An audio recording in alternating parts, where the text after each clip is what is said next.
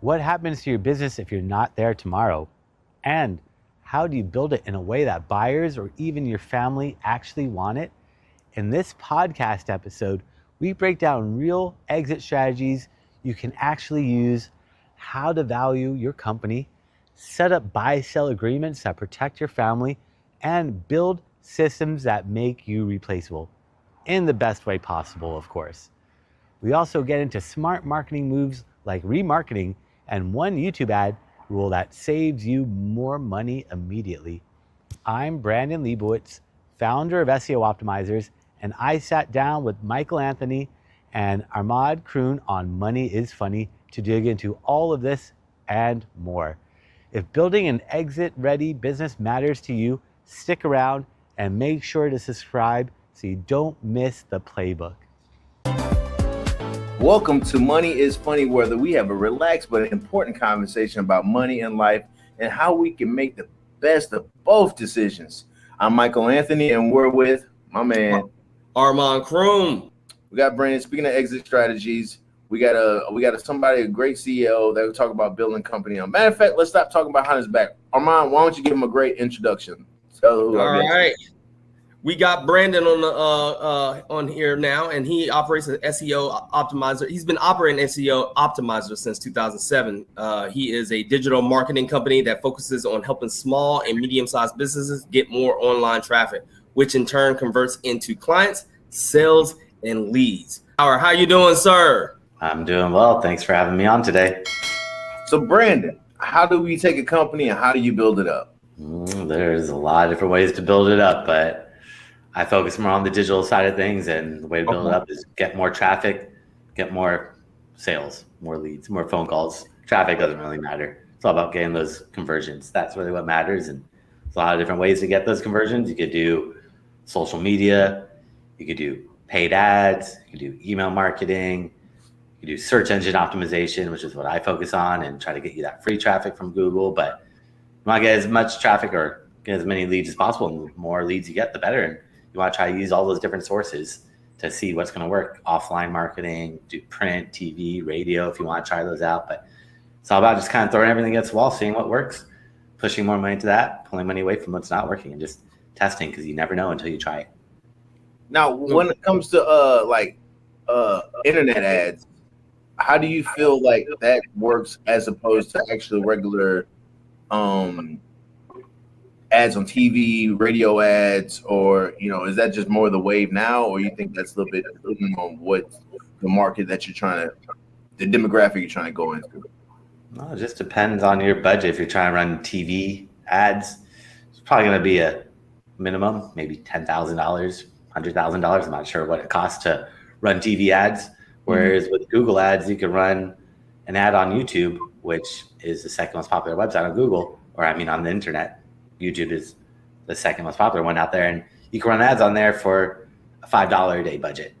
And with YouTube, though, the nice thing about those ads is you can set it up so somebody watches your ad and then skips it before 30 seconds, you don't pay a penny.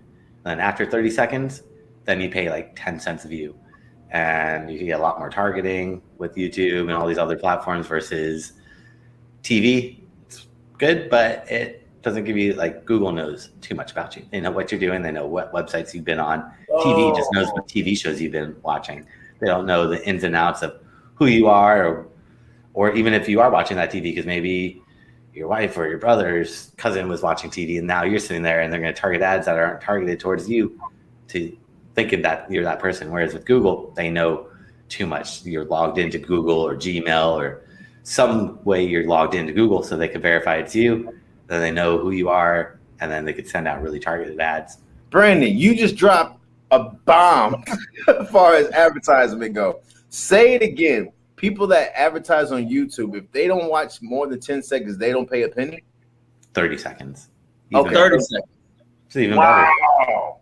And even if they watch it or listen to it for 29 seconds, skip it, they still heard your message. So you just have some free ad space right there. But the biggest part is you got to get them hooked within those first 5 seconds. True. Otherwise, they'll skip it. But after that, 30 seconds still free. which is pretty nice. So when you're dealing with different small companies, do you take the same strategy with all of them, or does it depend on the industry? Do you usually go with the paid ad? What direction do you normally go in? Just depends on the industry. Depends on who they're targeting, where their potential audience is. That's the main thing, is who's your audience and how do we get in front of them at the right time. You don't need to be everywhere. If they're not on Google, you don't need to be on Google. I mean, most of the time it will be Google, but if you're like a musician or like something like that, or a sports team, maybe social media is going to be a little bit better for you. But it's all about just knowing who your audience is and where are they? How do I get in front of them? So for instance, I actually met a very interesting person. I'm not sure he's in the same industry as you, but he runs the marketing and advertising and the technology side of art sales and deals with selling these art. And he said the way you sell art is you basically make it popular to the masses, even though they're not the ones who are buying it. The masses aren't buying it, but the rich, the really rich, and they only want to, buy what the masses who can't afford it buy, right? Is that the same thing? Like sometimes you want to make things a little bit popular to the masses, right? Kind of like what we're talking about Rodeo Drive. You want the masses to want this purse, but you make it $5,000 or $10,000 a purse so that people can flex and buy that purse for $10,000 and say, "See, I own this purse." Do you help build the excitement for a product? No, I'll help drive the traffic there, but they got to record the video. They got to do it themselves. So they got to make it authentic. If I'm sitting there recording a video for them or doing all that, it's going to lose authenticity because they know the product or service better than I do, and it's going to show through. So you got to let them kind of take care of that and let them put that authenticity out there. And I'll help with script writing, but other than that, they got to take it from there. They got to take it from there. So they'll make the ad per se, and you just know where to place it and have them get the traffic from it, right? Yeah. Okay. Okay. So go ahead, Mike. No, I was going to just say. So once you have the ad, you feel it's hot, it's great. So where do you go with the ad from there? Then we just throw it up on wherever platforms we think that would be where your audience is at. And if none of them, then we don't throw up any ads and we try a different form of marketing. But with the ads, you want to test it out. You got to think like, is my audience on Instagram? Like if I'm a dentist or an SEO company or a lawyer, no one's really going on social media looking for me. So I could try running ads on Facebook, but it's probably not going to work. But you might want to test it out. But I would run them on Google. Google owns YouTube, which has banners and display ads as well through Google and Google. People searching on Google, they're searching. Whereas on social media, you're just kind of interrupting people based off interest. Doesn't mean they want to use your product or service. It just means they're interested sometime in the past or in the future, but doesn't mean right now. Whereas Google, they're searching. So can you give me an example of like a company you worked with? And what was their, what did you use? Did you use Google Ads? Did you do YouTube? What exactly, when you tested it out, what it looked like was the best avenue for that product? Well, we could talk about mine. I do SEO, so I try to get myself ranked on Google, get that free traffic, so I don't have to spend money on ads, focusing on that search engine optimization. But half the traffic that comes to your website is going to leave immediately, no matter what industry you're in. It's called the bounce rate. So then you got to remarket to them. So follow them around with those ads. So anyone that's been to my website but didn't fill out a form or didn't go to a specific page, I'll follow them around with a set of ads. Anyone that's been to my website and maybe watched some of my classes, I'll send them a different set of ads. And these will be banner ads that follow them around on wherever, or run them on YouTube, or run them on LinkedIn and Facebook and Instagram and Twitter, and just try to stay top of mind, because if someone's been to your website, they know who you are. They're probably interested in your product or service. Something distracted them. And if you keep yourself top of mind, you could probably convert that person later on in the future. Also trying to capture their email addresses.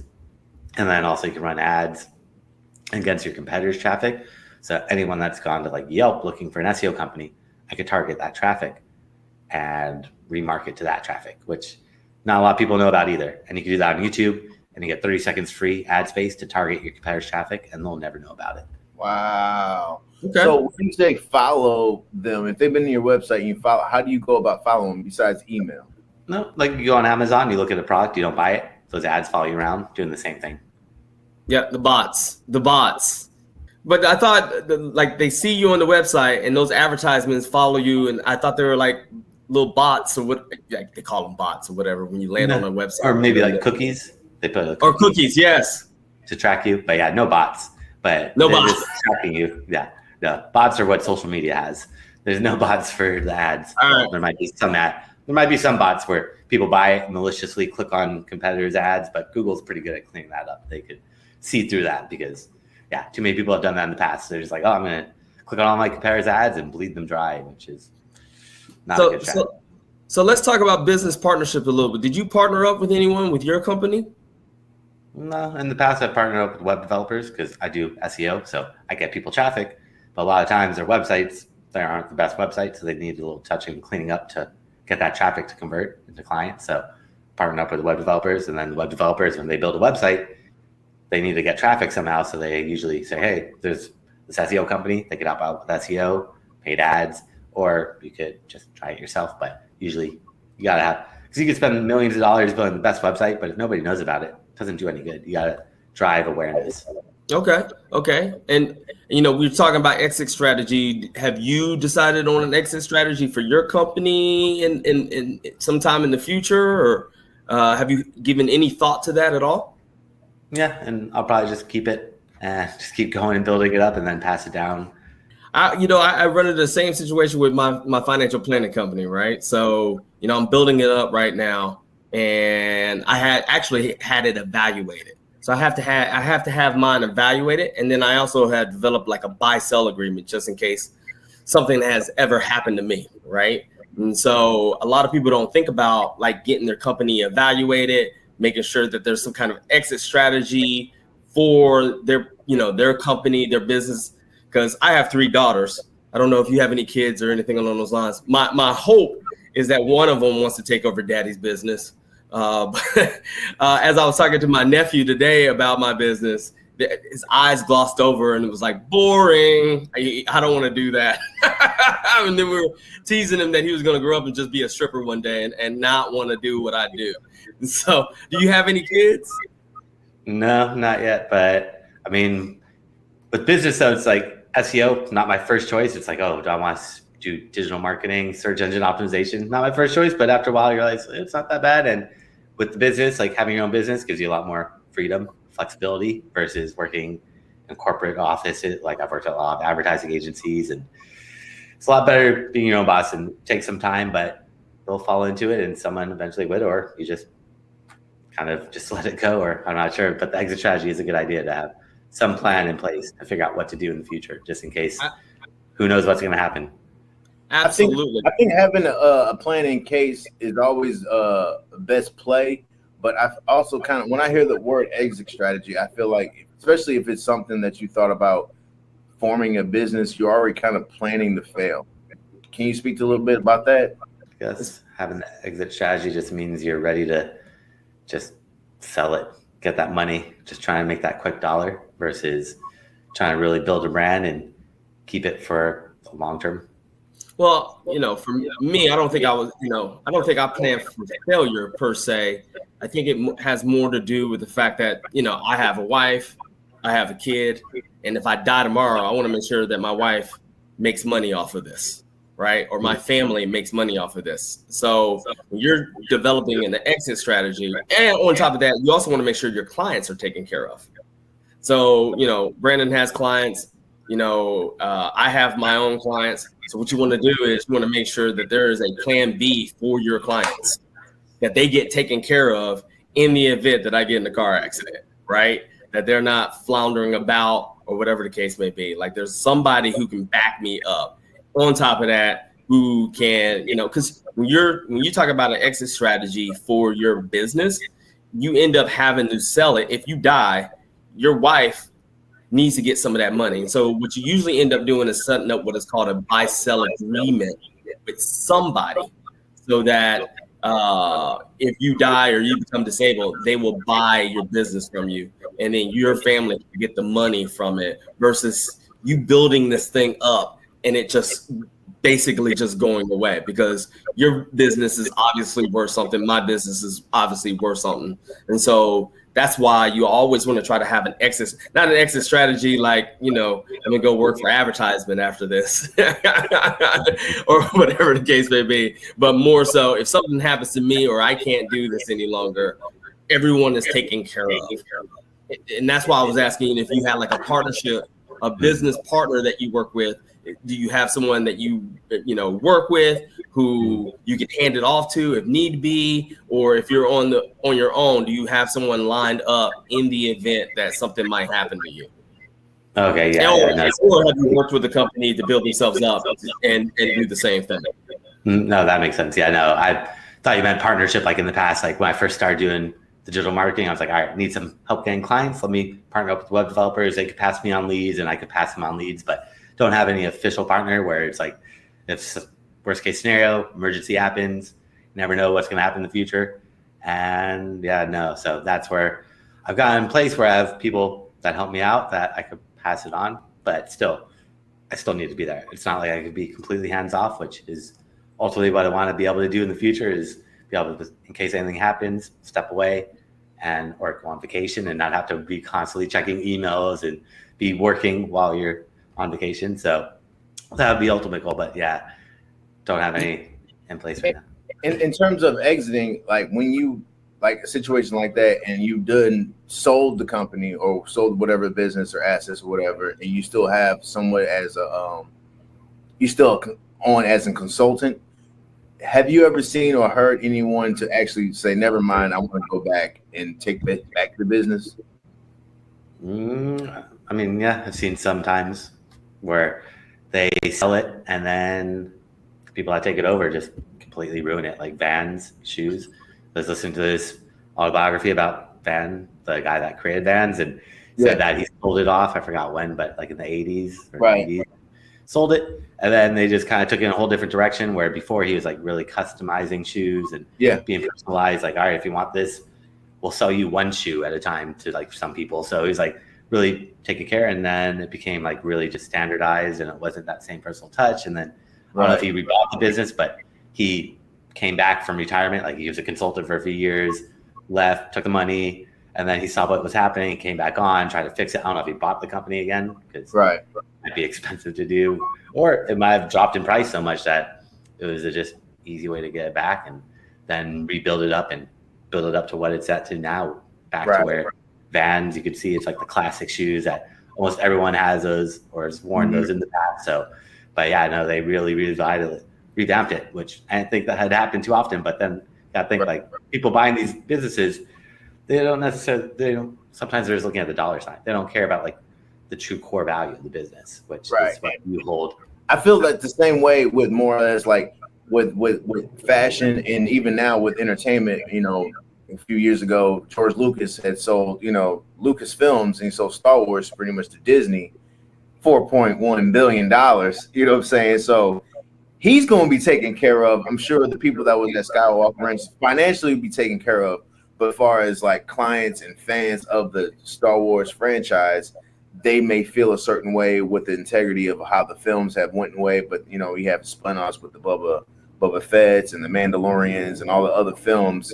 It would be, I guess it would be in bad form for him to turn around and be like, no, because I'm sure I'm not saying he spent the $4.1 billion, but I'm not going to say like, all right, let me buy Star Wars back.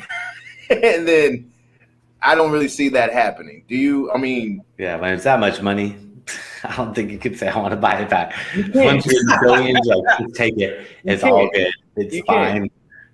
And I think, go ahead, Mike. I was going to say, and I think where he was at the point, he was just completely done with, the franchise. And he was like, I've done this for the last 20 plus years. I'm completely done. And now where someone or like the fans are actually upset with where the films have gone and some of the places. Like, I'm still a fan. I watch the shows and I can see how some things, but it's just entertainment. And where I feel like some businesses, they, like you said, if they get about the dollar and, you had an idea, you were making things out of toys and you turn it into a $4 billion profit industry, I think you've won. And I guess to learn where you basically bow out and not let your ego get where your dollar signs is at. And I think where artist integrity and dollar signs meet, I think people have a hard time sleeping with that. Well, with the companies that me and Brandon are, talking about, the small and medium, it becomes really personal. I think Vans is like the bigger company where it's still kind of personal, right? And so, tell that to Star Wars fans. You don't think there's Jedi Knights, there's kids taking Jedi Knight classes. You know what I'm saying? There's people practicing to speak Wookiee. Well, I'm also saying it's personal to the people who are building the business, right? So the people who are working with Brandon, this is personal. This is our baby. This is, we're trying to build this up. This is something that we believe in. And, the point I'm trying to make when we're talking about an exit strategy is when you're creating this baby, right? You're building it up. You also need to think about the other side of it too. Like, hey, and kind of like what Brandon says, a lot of people need to learn to delegate more so that you are not the centerpiece at all times. And you need to train people to do what you do so that you can take a vacation, so you can do these things. And then if God forbid something happened to you, right, that your family is taken care of and your clients are better taken care of. But if you have a chokehold so tight on your business, right, then if something ever happens to you, it can just go down in flames and go in the direction that the way you did not want it.